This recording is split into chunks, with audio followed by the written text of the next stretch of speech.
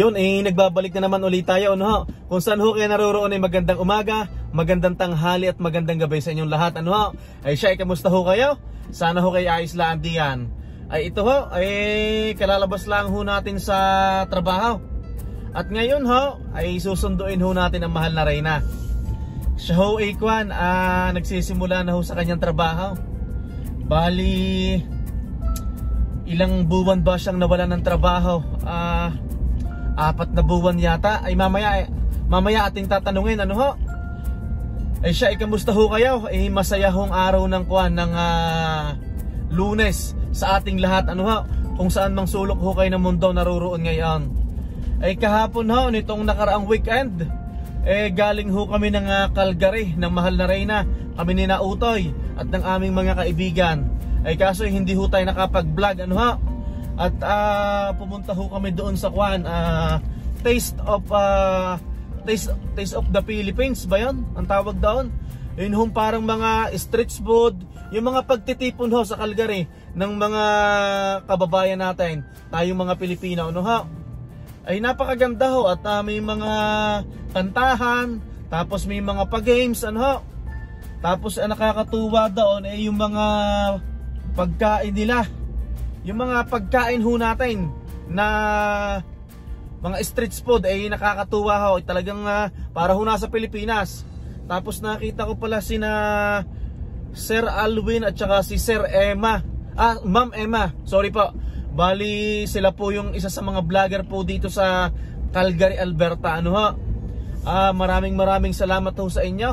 At nice meeting you po, ano ho, sa inyong mag-asawa, ano ho. Tsaka doon sa kanilang baby. Nakakatuwa ang kanilang anak ay tawag ho doon yun nga ho, susunduin ho natin ang mahal na Reyna. At nagsisimula na nga ho sa trabaho. Ito ho ang itsura ng ng Edmonton, Alberta ngayon. Mainit pa rin ho. Pero sa umaga, tapos pagkakagat ng dilim ay malamig na ho. Hindi ho kagaya last year noong dumating kami dito sa Edmonton. Siguro nag-iiba ho talaga ang klima ngayon. Pwedeng mapaaga ang snow. Kung last year ay late dumating ang snow, baka ngayon ay maaga. Ngayon ho ang first day ng mahal na Reyna sa kanyang trabaho. Noong Friday ho, umattend siya sa work, kaso orientation lang yon. Parang yun, nagpakilala. Tapos nagpakilala yung mga bagong katrabaho niya, ano ho. Dito pa din ho siya sa University of Alberta nagwo-work. Bali doon po sa mga sumusubaybay ho ng aming munting vlog dito sa YouTube, nawalan ho ang aking asawa ng trabaho. 4 na buwan ho yun dahil ho na laid off. Ay mamaya ho, yung i-interviewin natin si mahal na Reyna kung kamusta ang kanyang first day, ano. At marami daw mga bagong staff na katrabaho sila, mga bagong empleyado.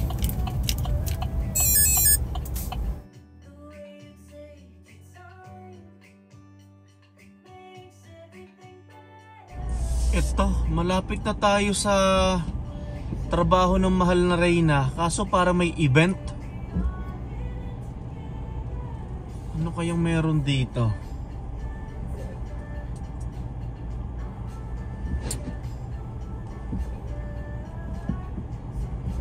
Parang may mga booth. Parang may mga tindahan din na.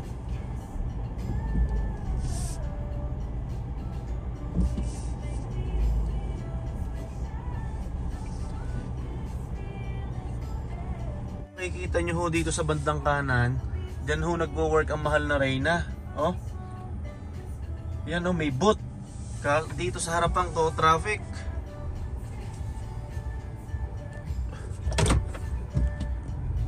Eto, papasok na ho tayo dito. Yan, kaso sarado. May mga tindahan Tatanungin natin ang mahal na Reyna kung anong meron. So kakaliwa na ako dito. Ano ba yung kaganapan dito?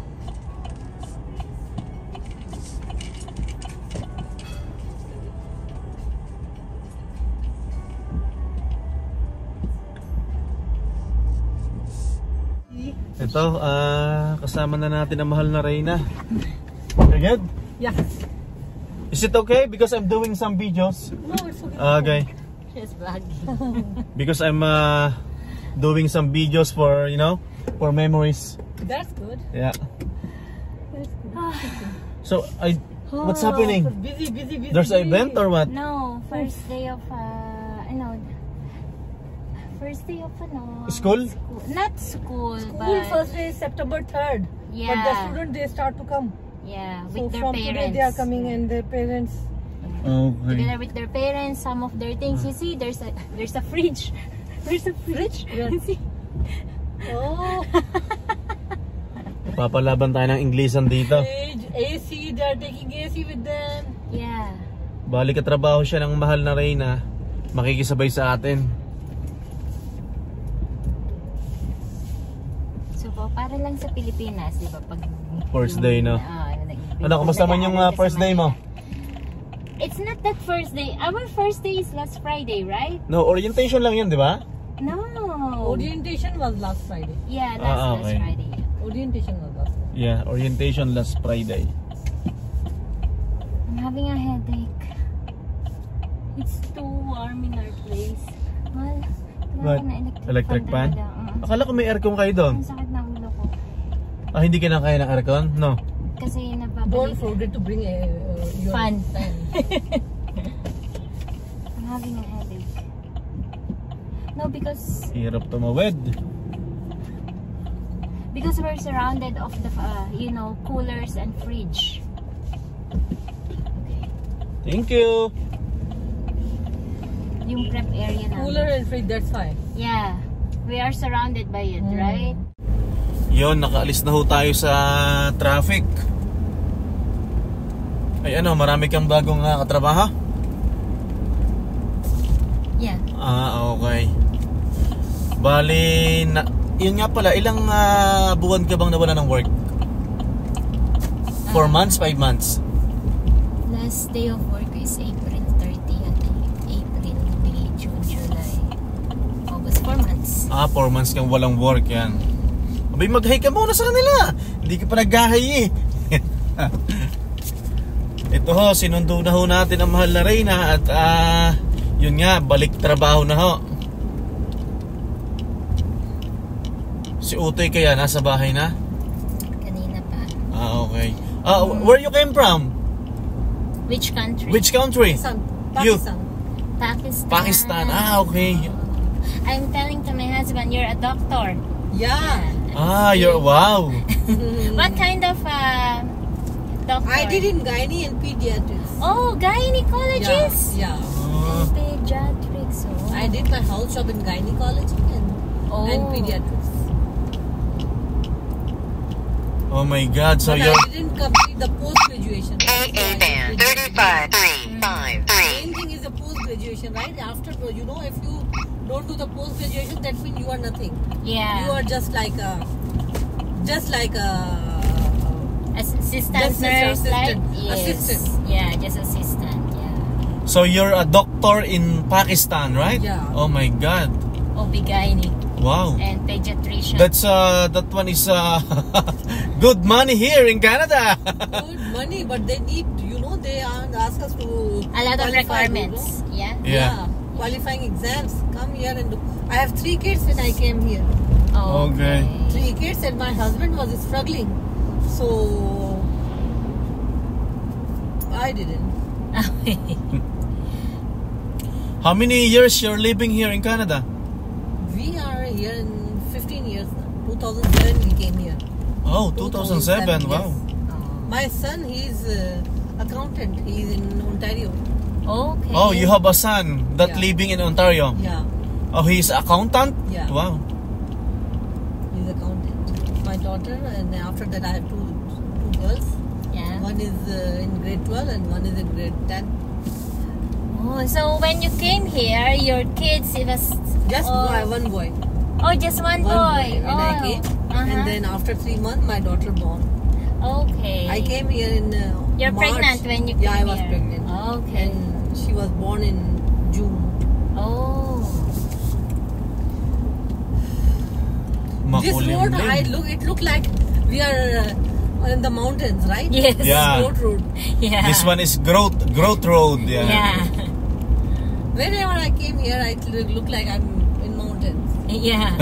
Yeah, actually there is a deer on this side. Really? Yeah. Like every morning. Yeah, every morning Yeah. you're gonna see one deer or two deers on that side. Yeah, that's why sometimes, for example, you're driving here, you need to be careful. Yeah. Because the deer will pass.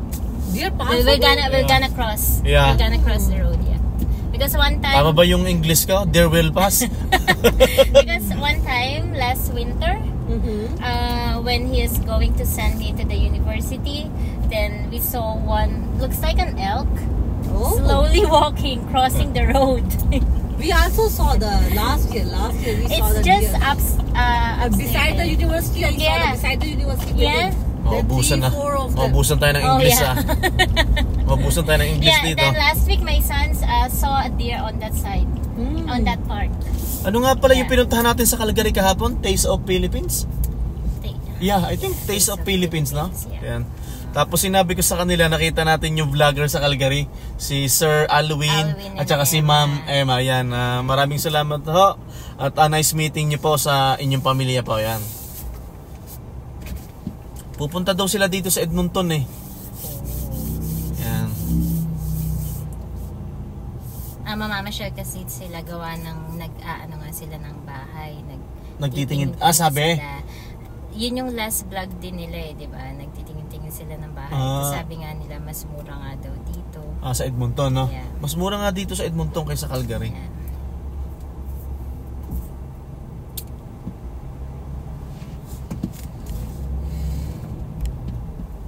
I'm doing vlogging. Like YouTube. I upload video like every week, maybe like 2 videos. Yeah, every week. Or sometimes just one only. So what kind of videos you are making? Your traveling videos? Yeah, like outdoor, you know, like camping, like adventure. So that's why you do camping. Yeah. She says that every week she's going for camping. So Yeah, we always doing camping. Papalaban tayo ng Englishan dito So you are making money with that? Yes, but a little bit. Not that much. Not that much. Yeah. So your husband did not pursue his engineering also here, or he's an engineer? Oh, He did his job, the field job. But after that he had a problem, then he... Oh, your husband is engineer. Yes. Wow. So good money here in Canada. Good money. Good money, but business, they give you the good money. Jobs, you know, whatever you make, they take out taxes. Yeah. Too much taxes. Too much taxes. But it's still good because only here in Alberta, it's only 5%. Yeah. Right? Grabe ano? Yeah, Pero 5%. meron mo siya, doktora. Yeah. And what about you are in a asawa niya naman, 15%. engineer. Pero pagdating dito, ibang trabaho nila. 15%. Hindi na sila nag-push ng ganong sa work nila, no? No. Hindi na nila pinush, no? Saka sabi niya, di ba, maedad na rin siya, no? Yeah. Ayaw na ng too much stress, no? Yeah. And we're fine with this job, right? Less stress. Less stress. Yeah. Chef, you know, he offered me twice, 3 times a job. Yeah. The other branches. I have go there. Yeah. But you know, here I love working. Honestly, your chef, Chef Babes is very good guy, eh? Yeah. Yeah, he's nice. He's nice. He's nice and though, you know, Hihirapan I like ako working here. Hihirapan ako mag-English. That is amazing. Even it is little tense, you know, sometimes you have a hard work, but Yeah. still I love it. Other place I go, you have to go and only sitting, nothing doing. Yeah. Oh my God, I was so bored over there. Malapit na po tayo sa bahay. Yan. Malapit lang sila sa amin. Parang 3 blocks lang sila, no? 3 blocks away, no? Looks like you're 3 blocks away, right? So, turn right, is it? Next, yes, this one. Turn right, right? Yeah. Okay. 109. Then right, and then again left. Okay. Then next, the truck is going. Yes. Oh, that's Okay. The truck, white truck.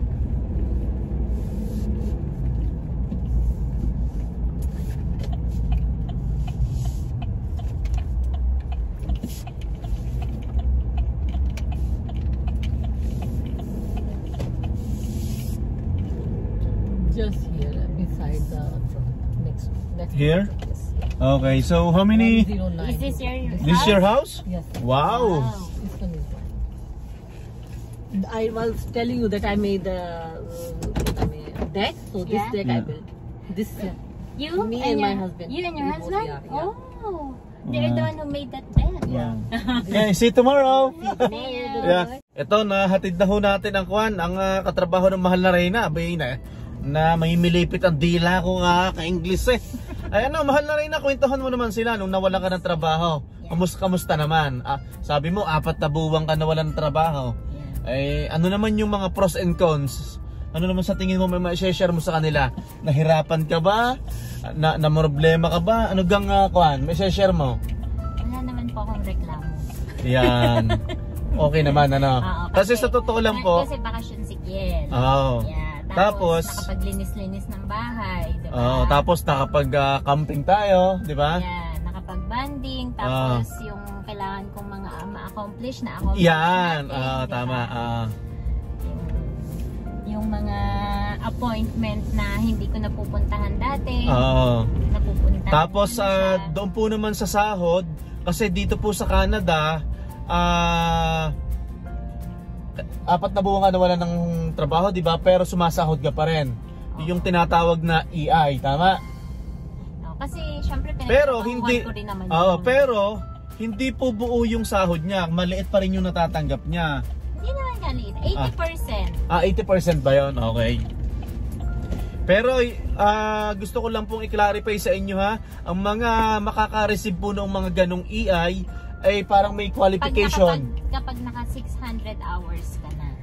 Sa trabaho, yan. So explain mo sa kanila kung bakit ka nawalan ng trabaho, kung bakit ka na laid off. Kasi yung pinag-workan ko sa university Sa school, siya, sa dorm. So ngayon, syempre, pag bakasyon yung mga estudyante, so sino pang pakakainin namin, di ba? Yan, sabi ko nga kay mahal na Reyna, wag nang umalis doon sa pinagtatrabahuhan niya kasi meron siyang bakasyon na 4 na buwan. Tapos may natatanggap siyang sahod kahit hindi kalakihan, ay malaking tulong ho din. Tapos ho itong darating na Pasko, may wala ka na naman pasok, no? 2 weeks ay napakasarap ng ganon. 2 weeks Pero na nag-iisip, pasok, pero ay batiin mo pala si Ma'am Maria Gonzales. Hi Ate Maria, kamusta po? Yan. Hindi po pinalad ang mahal na Reyna doon sa in-applyan niya dyan sa inyo, no? It's okay. Ay tama ba, binagat natin name niya? Hindi, kung sa bagay na marami namang Maria Gonzales, di ba? It's okay. Yan. So, Baka hindi pa. ay ano sa tingin mo? May nagpayo sa'yo kasi gusto po ng mahal na Reyna yung sonography. So baka po next week magpunta po kami ng NAIT University, mag-inquire po. At para ho na malaman ho ng mahal na Reyna, ano? Kung ano pa yung mga kulang ko. Yan, no? So, pero hindi pa po sure kung talagang, kasi kailangan ho niyang pag-isipan, ano ho? Kasi kung kung mag-aaral po ako, mag-step ako ng pag-work. Oo, so 2 taon po ako na magsosolo po ako sa trabaho. So wala nang mga EI, wala nang ganon kasi magre-resign ka na. Tama? Magre-resign ako kung mag-decide ako mag-aaral talaga. Yan. Yun lang po. Ngayon po ay araw ho ng Lunes. First day ng work ho ng mahal na Reyna. Sinundo ho natin siya. At maraming salamat ho sa patuloy na sumusubaybay ho ng aming munting YouTube channel po dito sa YouTube, ano? Ay siya, kung saan ho kayo naroon, ay magandang umaga, magandang tanghali at magandang gabi sa inyo lahat. Magbabay ka muna. Yan, hanggang sa muli po. Ingat po lahat. Maraming salamat. Bye-bye! Bye-bye!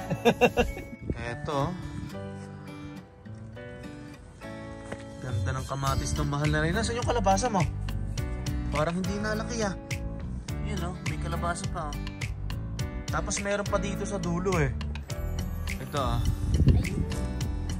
Hindi, pakita ko ito yung medyo na. Beefsteak tomato. Oh, ito magaganda yung kamatis oh. Malalaki. Beefsteak. Oh, yan oh.